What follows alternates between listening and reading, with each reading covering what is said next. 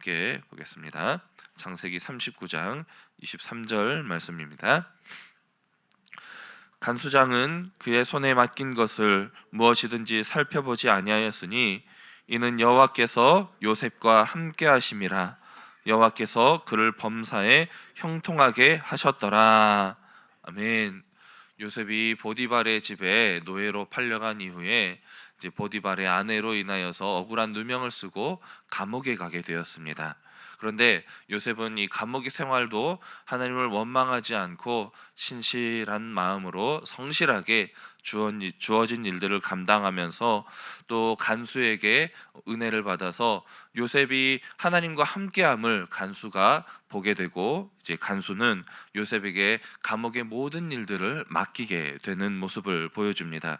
그러한 삶을 또 성경은 요셉이 하나님과 함께함으로 그의 인생이 형통하였더라라고 기록하고 있는 것입니다.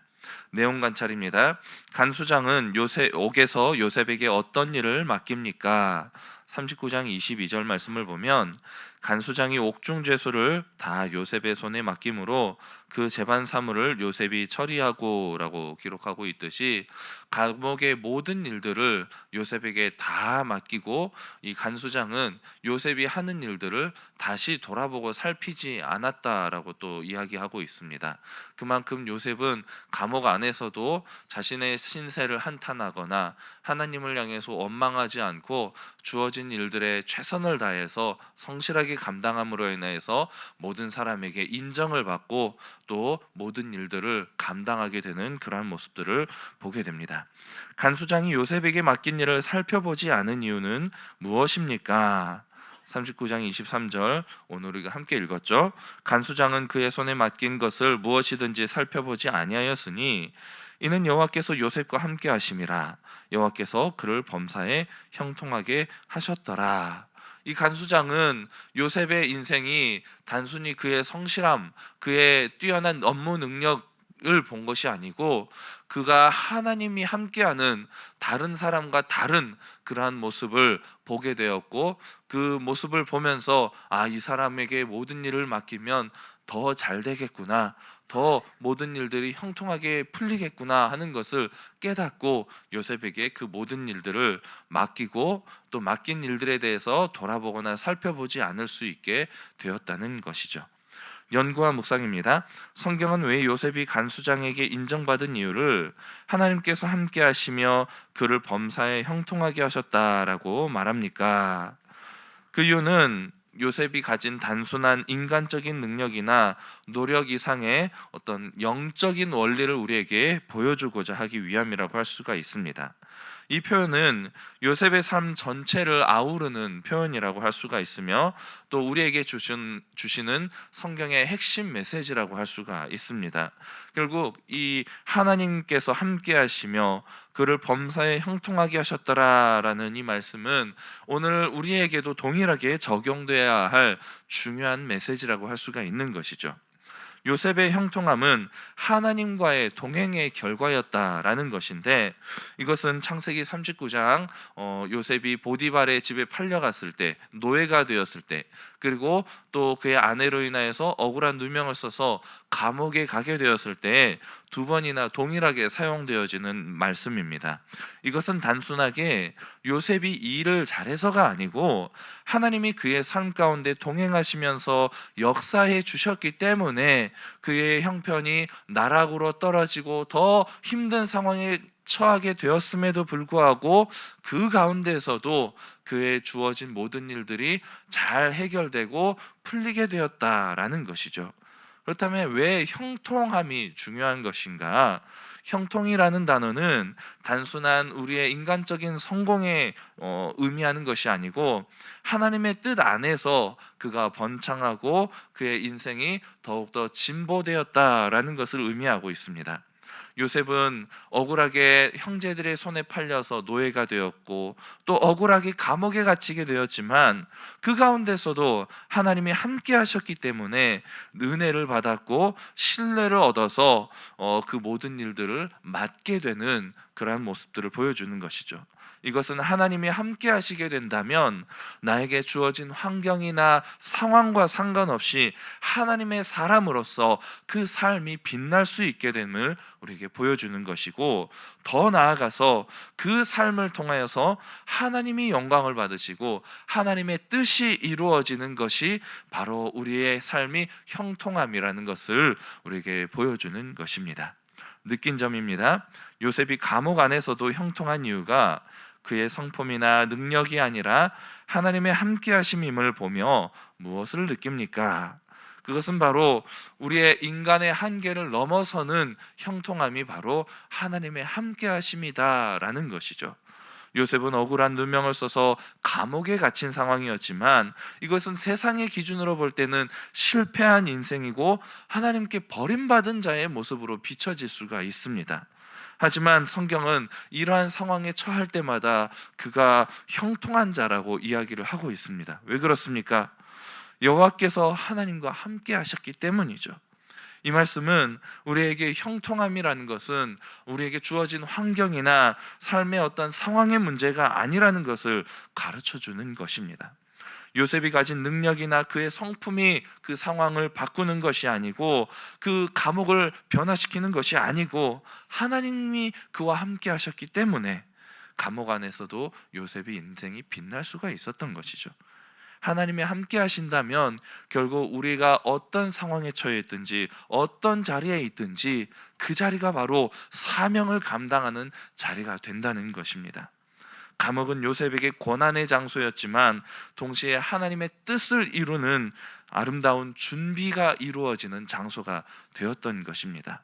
결국 성공은 우리의 외적인 조건이나 환경이 아니라 우리의 마음 가운데 하나님이 함께 하심으로부터 비롯된다는 것이죠.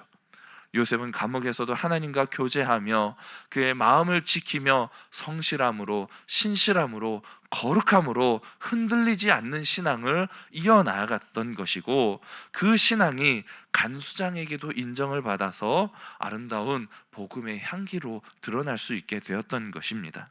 하나님의 임재하심, 하나님의 함께 하시는 임마누엘의 은혜가 우리의 모든 고난을 이겨낼 수 있는 힘과 능력이 된다는 것이죠.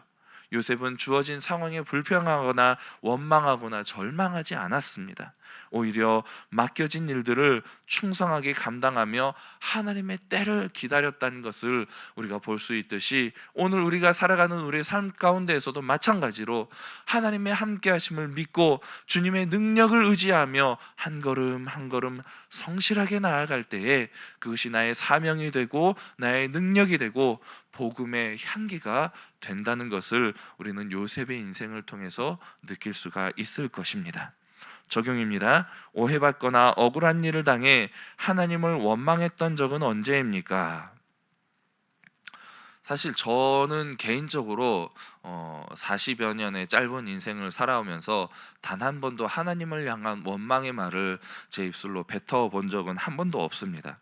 하지만 인생을 살아오면서 많은 사람들을 만나는 가운데 자신의 상황이 풀리지 않을 때라든지 내 건강의 문제가 악화될 때 또는 내 가정의 평화가 깨어질 때 많은 일들이 자신의 많은 어려움들을 겪게 될 때에 사람들은 자신의 정당함에 대해서 이야기를 많이 하면서 하나님을 향해서 원망하는 모습을 우리가 많이 보게 됩니다. 결단입니다. 내가 처한 환경과 여건에 원망하거나 절망하지 않고 하나님의 동행하심의 은혜를 누리기 위해서 무엇을 실천하겠습니까? 먼저 우리가 해야 할 것은 오늘 요셉의 인생을 기억하며 요셉의 인생에 함께 동행하셨던 그 하나님의 은혜를 기억하며 주어진 모든 상황들이 하나님이 주신 것임을 믿고 우리에게 닥쳐온 모든 상황들 가운데 먼저는 거룩함을 지키기를 힘쓰시기를 바랍니다. 내 마음을 지키며 하나님 앞에서 최선을 다하여서 하루하루 주어진 일들을 감당하는 것이 사명이라는 것을 기억하고 최선을 다해서 하루하루를 살아가시기 바랍니다.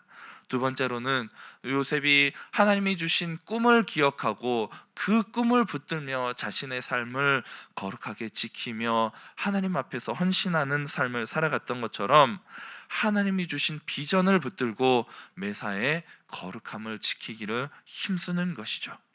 이러한 삶을 통하여서 나에게 주어진 모든 상황들이 하나님이 주신 상황이며 또 하나님이 나의 삶 가운데 역사하시는 그것들을 바라보면서 우리의 삶이 온전히 하나님의 뜻을 이루어가는 형통한 삶이 되기를 기도하며 주어진 모든 상황에 순종하시기를 바랍니다.